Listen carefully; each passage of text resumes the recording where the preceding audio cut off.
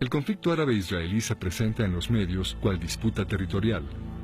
Un argumento común afirma que en el territorio del presente Estado de Israel residía un milenario pueblo árabe palestino que fue desalojado por la fuerza por los judíos sionistas.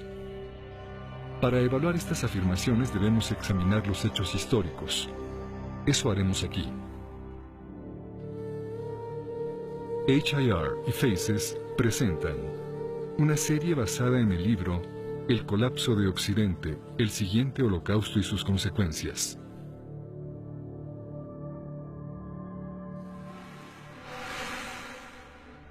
Fueron los romanos quienes, en el siglo II de la Era Común, primero usaron el nombre Siria-Palestina para Jerusalén y zonas aledañas. Era un uso incorrecto. En griego, Palestina quiere decir tierra de filisteos, pero los filisteos nunca ocuparon más que una pequeña tira en la costa mediterránea oriental, incluyendo parte de la actual franja de Gaza, y habían dejado de existir hacía siglos. Los romanos habían conquistado un lugar llamado Reino de Judá, y ellos mismos, al poseerlo, lo llamaron Provincia de Judea. Ambos nombres quieren decir País de Judíos. ¿Por qué entonces cambiaron los romanos el nombre a Siria-Palestina? La comunidad y religión judía se organizan alrededor de la ley de Moisés, la cual, de acuerdo al Éxodo, nació en una revuelta de esclavos. Esto explica que la ley de Moisés denuncie la opresión y proteja a los pobres. También explica las preocupaciones de la aristocracia castrense romana. En aquellos días los judíos eran una enorme población distribuida por todo el Mediterráneo. La mayor inquietud de los romanos era que la popularidad de la ley de Moisés entre los pueblos oprimidos del imperio pudiese desembocar en revolución. Para evitar ese desenlace, el imperio lanzó enormes matanzas de judíos que ahora recordamos como la Primera Guerra Judía, la Revuelta de la Diáspora y la Segunda Guerra Judía. De acuerdo a los historiadores, en su conjunto y en términos proporcionales, los romanos asesinaron quizá más judíos que Adolfo Hitler. Una vez concluido el genocidio, el emperador Adriano, luego de destruir Jerusalén en el siglo II, trajo griegos a poblarla y prohibió la entrada, so pena de muerte, a los judíos. La ciudad fue renombrada Aelia Capitolina y el área Siria-Palestina. En términos políticos, Palestina quiere decir aquí no hay judíos, ni se permiten. Algunos judíos permanecieron testarudamente en su tierra santa y muchos otros pronto regresaron. Los romanos continuaron informalmente refiriéndose al lugar como Judea. Con el paso del tiempo, el nombre Palestina se fue usando menos y menos y cesó de tener un referente claro. Bajo el Imperio Turco Otomano, amo de toda el área a partir del siglo XVI, no existía entidad administrativa o política alguna llamada Palestina. En el siglo XX, después de arrebatar Oriente Medio a los turcos en la Primera Guerra Mundial, los británicos revivieron el nombre cuando crearon el Mandato Británico de Palestina. Pero su definición final de Palestina, en 1922, comprendía tan solo una cuarta parte del área que ellos mismos habían bautizado Palestina apenas 2 años atrás. Semejante arbitrariedad apoya la queja del historiador árabe Philip Hitti, quien atestiguara ante el Comité Anglo-Americano de Investigación en 1946. No hay en la historia ninguna Palestina, en lo absoluto. Pero si el nombre Palestina es una creación artificial del Imperio Romano, y más tarde del Imperio Británico, entonces ¿quiénes son los así llamados palestinos?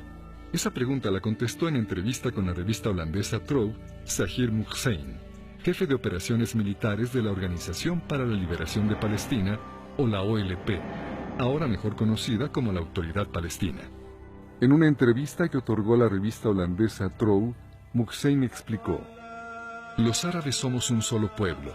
Es solo por razones políticas que apoyamos nuestra identidad palestina con cuidado, pues es de interés nacional que los árabes aprendan a promover la existencia de un Estado palestino independiente en oposición al sionismo.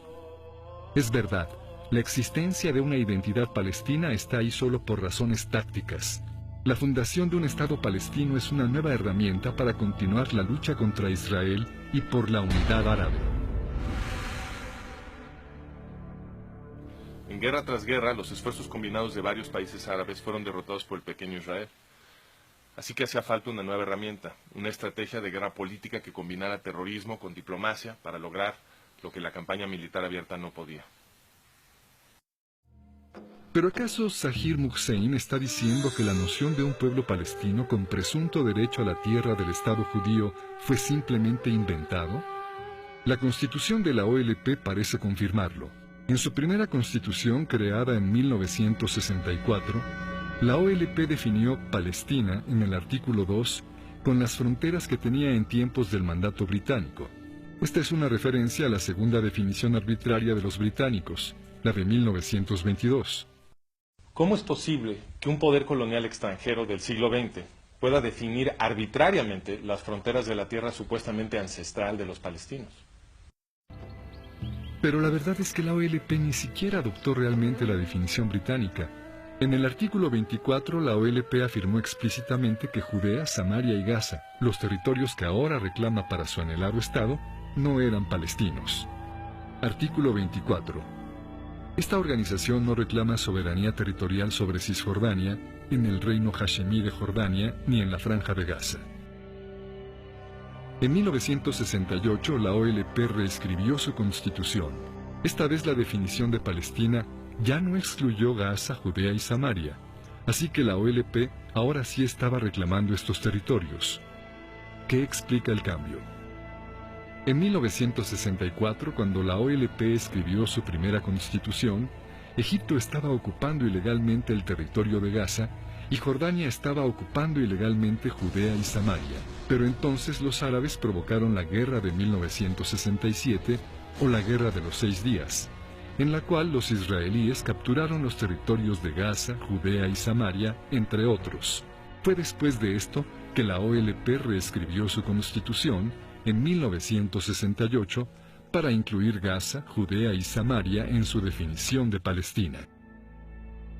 Las fronteras de Palestina luego son flexibles y se redibujan para rodear con precisión nada más el territorio que Israel controla.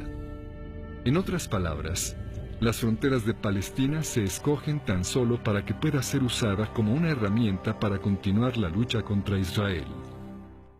Pero si Palestina es una invención reciente, y si lo mismo aplica para la identidad palestina, entonces ¿de dónde vienen los árabes musulmanes que hoy en día se hacen llamar palestinos? Hoy en día viven alrededor de 8 millones de personas en Israel, pero el estimado más confiable habla de 300.000 en la misma área en el siglo XIX. Estaba prácticamente vacía, y así la describieron los viajeros decimonónicos. Por ejemplo, a mediados del siglo XIX, el cónsul británico se quejó de que el área estaba vacía de habitantes. Cuando Mark Twain visitó el lugar, comentó que en el valle de Jezreel no se veía un solo pueblo 30 millas a la redonda.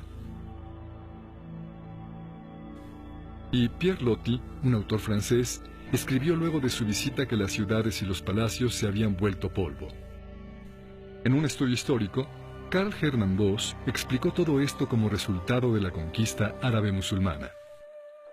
En los 12 y medio siglos que hubo entre la conquista árabe del siglo VII y los comienzos del regreso de los judíos en los 1880s, Palestina fue yerma. Sus antiguos canales y sistemas de irrigación fueron destruidos, y la maravillosa fertilidad de la que habla la Biblia desapareció para convertirse en desierto y desolación. ¿Y las pocas personas que ahí vivían, quiénes eran? La mayoría eran musulmanes, pero se dividían en varias identidades, algunas violentamente opuestas, y ninguna de ellas palestina.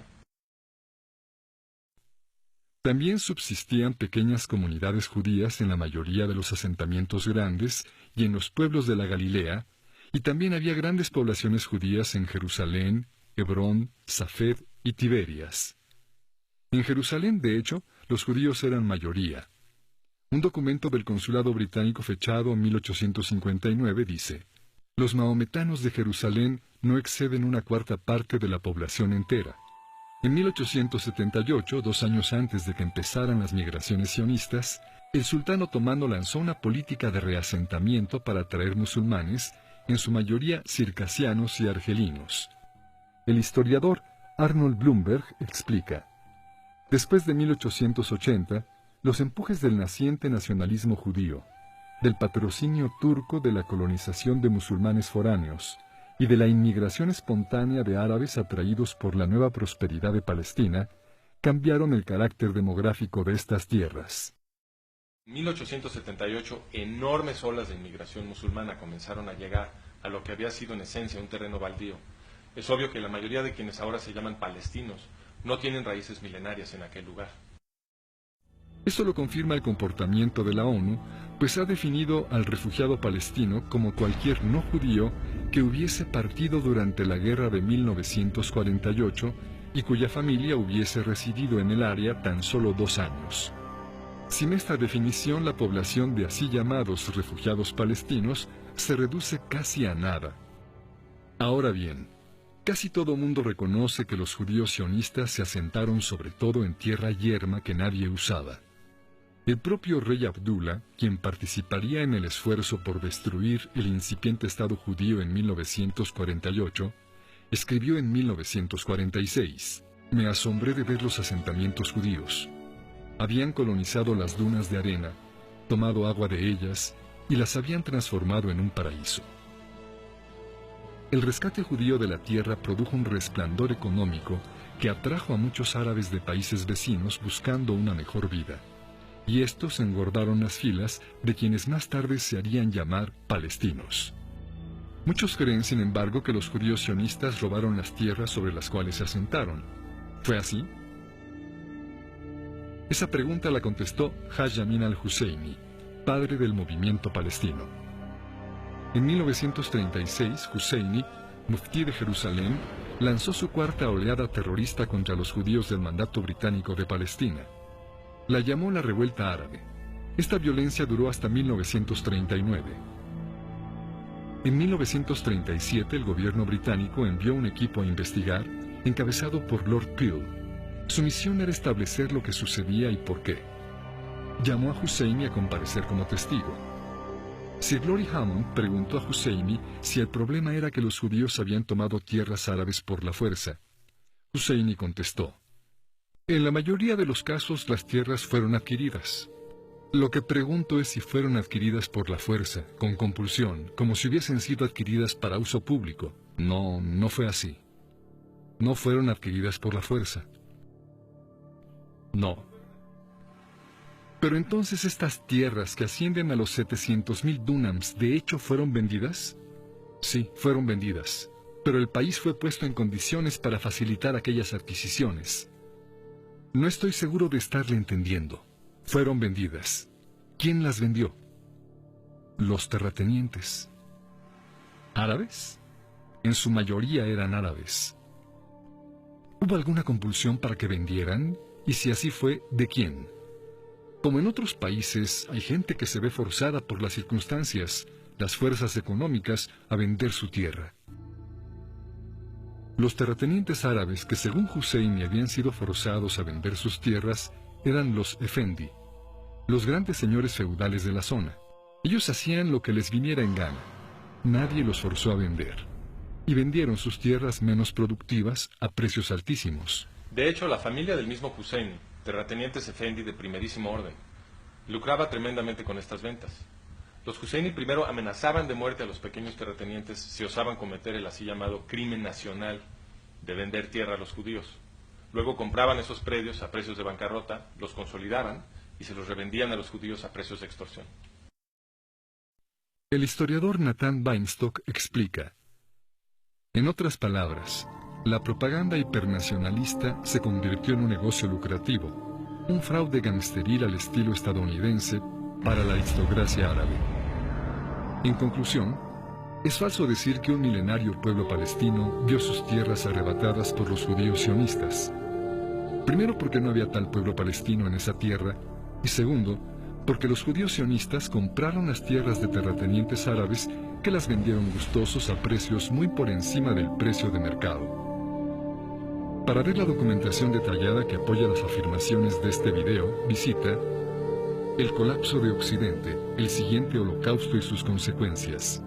Parte 1, capítulo 1. Se ha dicho que Gran Bretaña se alió con los sionistas para establecer el Estado judío, pero los gobernantes británicos de hecho se aliaron con Haj Amin al-Husseini.